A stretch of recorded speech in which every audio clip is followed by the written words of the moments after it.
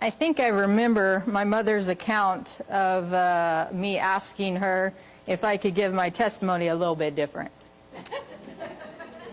I think I remember more around my mother said, "Hey, I'm speaking on the 19th. Why don't you give your testimony?" And after 36 years, I have learned to not say no to my mother, is the bottom line, right? Okay. So she gave me two pieces of advice this morning as I was planning for today. The first one is that make sure you have notes. I have my notes. I'm good. Then the second thing she said was, don't embarrass me. And I have most likely already done that. So I will apologize, and I'll get talked to later about it. So, all right. So a little background on me. I mean, I've been in the Amarillo church for probably 30 years, somewhere around there. We moved away for a little while, so it's in other churches, but the Amarillo church has been my home. I've always been an Adventist. I was brought up in the Adventist church, so I've been an Adventist for 36 years. I'm actually, on my mom's side, I'm a fifth-generation Adventist, okay? And so sometimes those of us who've been in the church for so many years, we don't necessarily have the same testimonies that other people who come in from the outside have. You know, when they had those moments that they suddenly realized who God was and let God into their life. So we don't always have those same type of testimonies. But even though we are Christians, even though we are Adventists, at times we do struggle. And we do lose that relationship with Christ. And I've always known that Christ was there. I never questioned that he was there. But at a point in my life, in my mid-20s, I began to think that he wasn't doing what he told me he was going to do. Okay? And so that's what I'm kind of going to go into today. So I always considered myself a sickly kid. Okay? And Veronica's here smiling at me because, you know, we've been friends for so long, and so she knows that. Around the 5th or 6th grade, I was diagnosed with an autoimmune disorder. And anybody who has something similar knows that that makes you more susceptible to anything and everything. So I always seemed to have something. I was always catching the colds. I was always catching the flu. I was always doing something like that. You know, but as the years went by, I just kind of got used to it. I just kind of got used to being the kind of sickly kid, you know, that ended up having to miss more school or so. But when I was diagnosed with this autoimmune disorder, I missed several weeks of school. I was fortunate I had teachers who brought me my assignments and managed to get caught up, and I even finished high school early. So my first year of college was actually at the age of 16. And that year of my first year in college, you know, I'm going to classes, I have a part-time job, I'm doing all this stuff, but something happened, and I remember the exact moment that something happened, that I felt a change in my body. And oddly enough, we were at the Olson Park Church, and I was sitting in the mother's room with Terry, and yes, we've been friends for that long. So I'm sitting in the mother's room with Terry, and I remember telling her, man, I just don't feel well. And so I end up going home, and I become incredibly ill that night. And it didn't last just that night. It was the next night, and it kept going, and it kept going. I couldn't eat. I couldn't drink anything. I was laying on the couch. I couldn't move. I was at the point of sleeping 16 hours a day.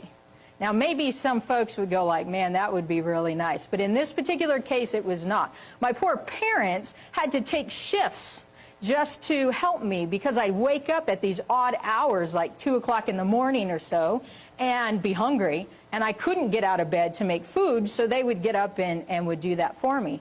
And so I felt this physical change in me, and of course after going to my doctor, and after months of trying to figure out they found out I had some, crazy infection, so they load me up with, antibiotics and medication, and I'm taking like 7 pills a day to help me. I become allergic to one of the medications that they give me. So now I have sores on my face, and I have rashes, and it's just, oh my goodness, this is crazy. But even though I felt the physical change, I still felt something change mentally. And that's the only way that I can describe it. And things that I wasn't afraid of before, suddenly I was terrified of. I was terrified to leave my home. I was terrified to be around other people. And something in my head kept telling me that the more you're around all the people, or the more you go outside, the more susceptible you're going to get sick again. You're going to, become worse than you are. And I had these fears, and I could not explain them. And, maybe some of you can relate and know what I'm talking about. So as I started to heal physically from the doctors and wonderful care they gave me, there was still something in my head that would not stop. It kept telling me, you can't do this, you can't do that. And so I go back to the doctor, and the doctor tells me, well, based on what you're telling me, you're suffering from generalized anxiety disorder. I see some heads nodding out there, so you can relate, right? So people who suffer from anxiety, there's very different forms. And mine somehow was triggered because of my being sick or whatnot.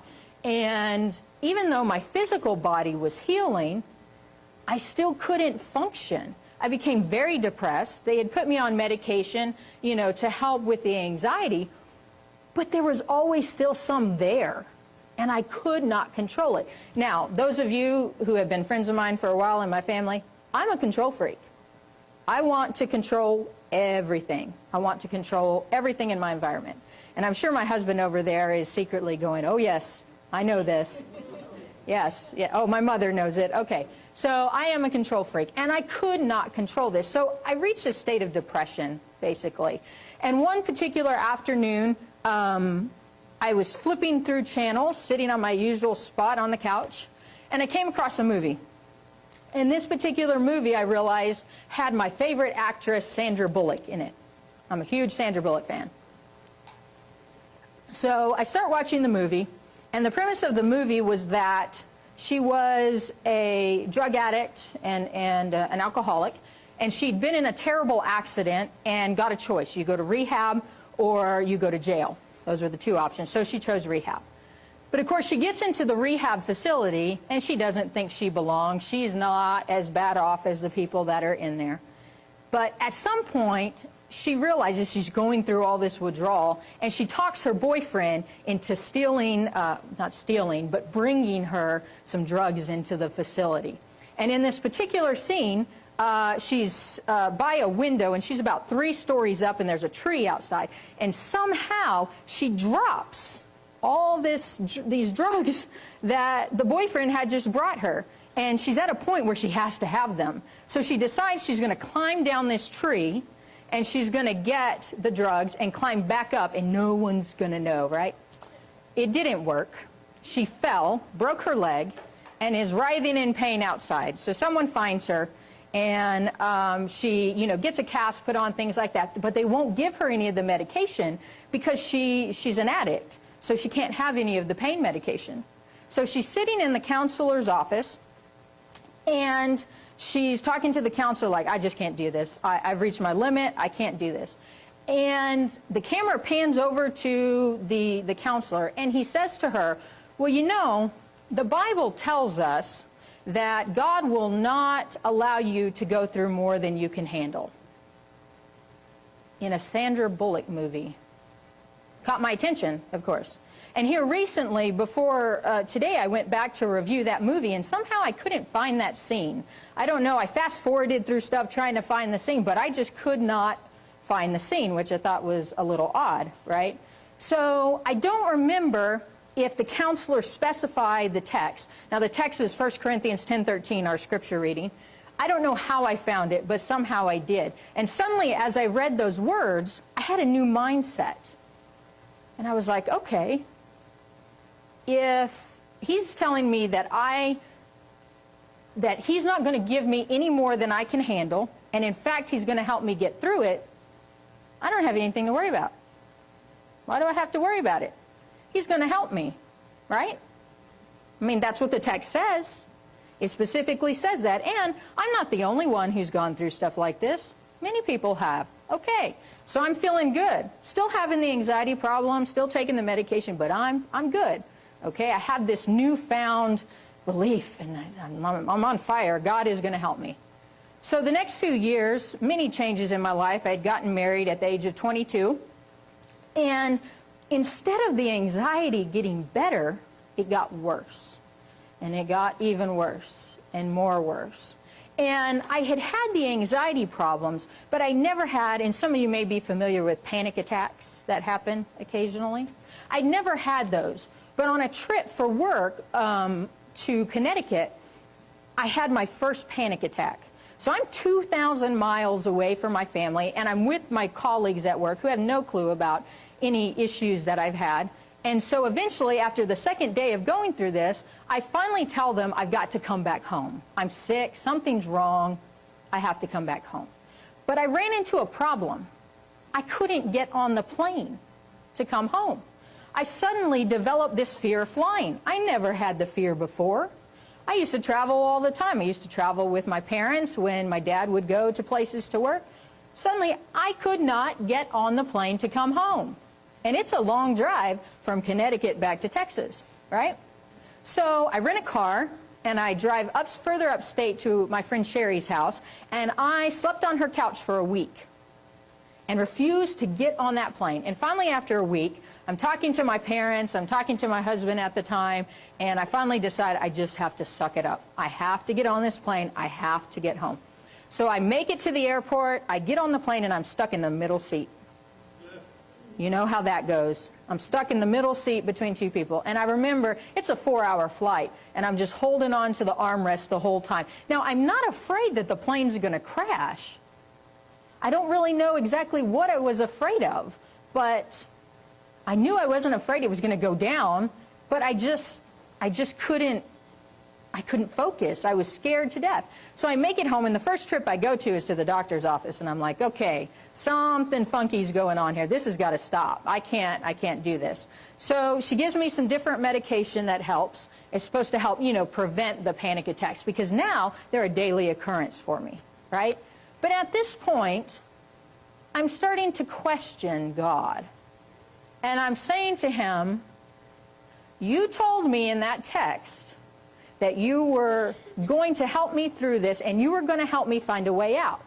Where is it? Things are not getting better. They're getting worse. I'm having to take more medication to do this. You have lied to me. I know it says it in the Bible, but you are not following through on what you said that you were going to do. So if you are not going to help me with this, I'll do it myself. That's the control freak coming out, right? That's the control freak coming out. So I will fix it myself. I don't need you. Don't need you to help me. You may have been here all my life. I've been an Adventist all my life. But you know what? You are not helping me when I need it. So I will fix it myself. And I'm sure that anybody out here who knows that when we do that, it doesn't work. And so what I decided as the best way to help me was that I had this medication, so I was just going to mess with the dosages a little bit, right? I know, mess with the dosages a little bit. Never a good idea. So I should say, against my doctor knowing, my family knowing, my friends knowing, the medication that I was supposed to take 1 time a day, I took 2 times a day. And then the medication I was supposed to take as needed for panic attacks, well, that became 2 times a day, and then it became 3 times a day, and then it became 4 times a day.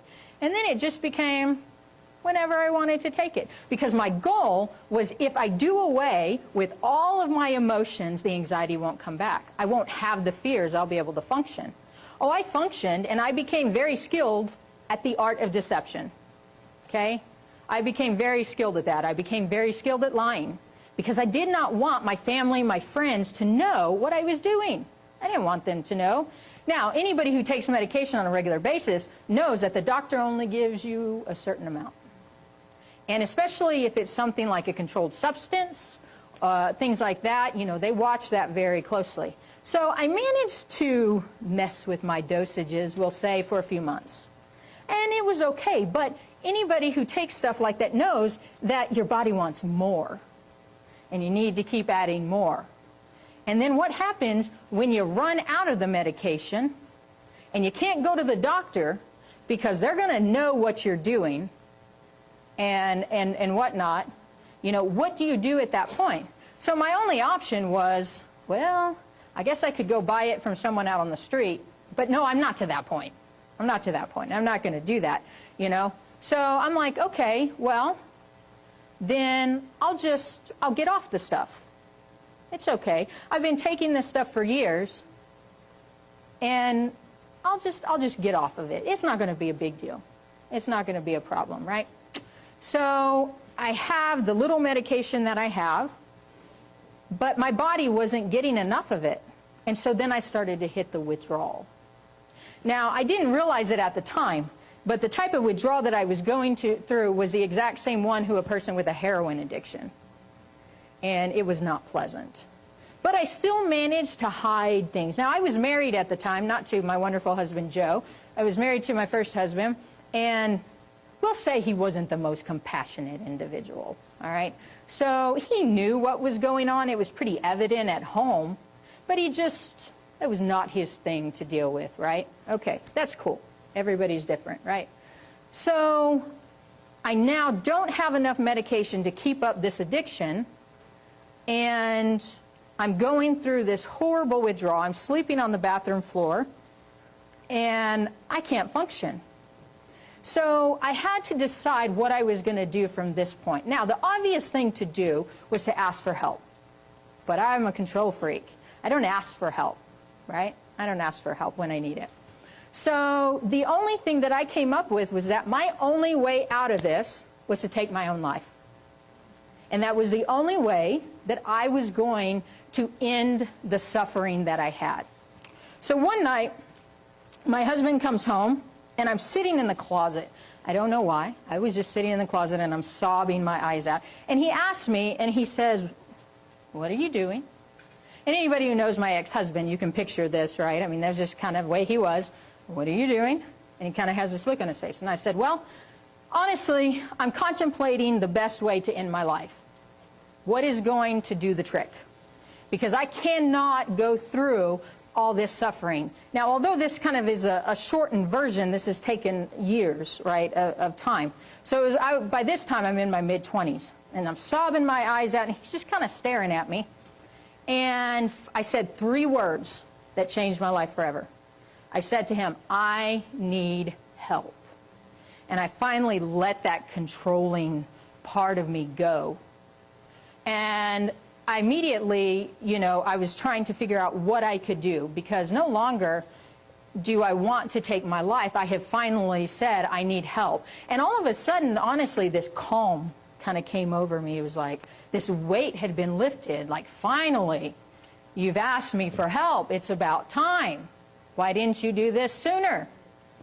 So I checked myself into the Pavilion and did an outpatient program for 12 weeks. And in those 12 weeks, I learned how to manage medication that I needed to be on, not to abuse it. I went through the withdrawal of what I was on with their help. I spent time in individual therapy. I spent time in group therapy. And when I came out after the 12 weeks, I was this new person. Physically, I was feeling great. Mentally, I was feeling great. But I still had the spiritual that I had to deal with. And I truly believe at this point in time that God allowed me to get to the lowest of low place so I would finally realize that He was there to help me. Sometimes it takes us getting a virtual slap across the face to realize all you have to do is ask. All you have to do is say, "Help me," and He will. So when I thought that He was not helping me, He was giving me all kinds of routes that I could take. I just wasn't following them. I could have gone to my family anytime. I could have gone to my parents. I could have gone to my friends, and they would have helped me. But I didn't. I chose to do it all on my own. And when we choose to do that, we tend to go the wrong path, right? So I managed to, throughout the years, I've managed to improve my relationship with Christ. Now, I'm not saying that, in the past 10 years since that time, that I haven't had my issues. And believe me, I have made some wrong decisions, okay? I think we all do. But then I seem to come back and go, why did you do that? All you had to do was ask for help. And that's what we need to do. And one of the things that I want to emphasize today is that even though we're Christians, even though we're Adventists, We still stray at times. Just because we're a Christian and we're an Adventist doesn't mean that we're perfect. It doesn't mean that we live this perfect life and we're not going to have any of those struggles or things like that, right? It doesn't mean that. It simply means that when we want the help, we have it readily available. And that's the key. It is there as long as we want it and as long as we need it. And it's not difficult. It's just a matter of letting go. What's the text in the Bible that says, be still and know that I am God? That's all we have to do.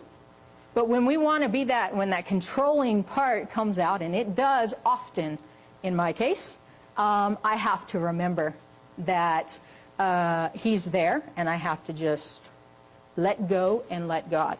So there are two things that I want to leave with you today. First, if you have some sort of mental illness, right, it is okay.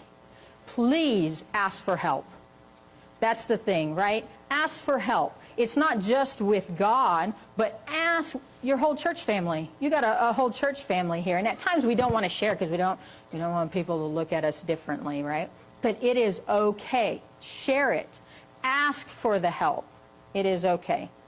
And remember that no matter what you're going through, God is always there to help. You're still going to struggle. You're not going to live this perfect life afterward. Believe me, I have not. But once we eventually let go and let God, things are so much smoother. He helps us. Now, He may not give us the direction that we think He should, but it's always there. It's like the story, have you heard the story of the man who's drowning, and he asks God for help, and a boat comes along, and they throw out a raft, and the man says, no, I don't need that, God's going to help me. A helicopter comes, and they put down a rope and a basket for him to go in, and he goes, no, don't worry, God's going to help me, and the man drowns. And so in the story, though, the man goes to heaven, okay, in the story, and he asks God, why didn't you help me? And he's like, well, I sent you a helicopter, and I sent you a boat.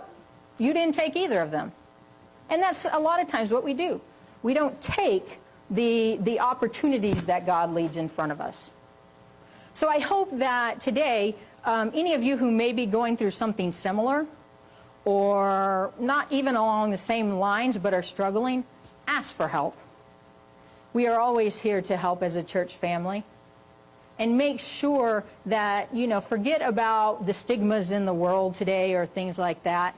Get the help that you need and embrace God and help Him help you is the key.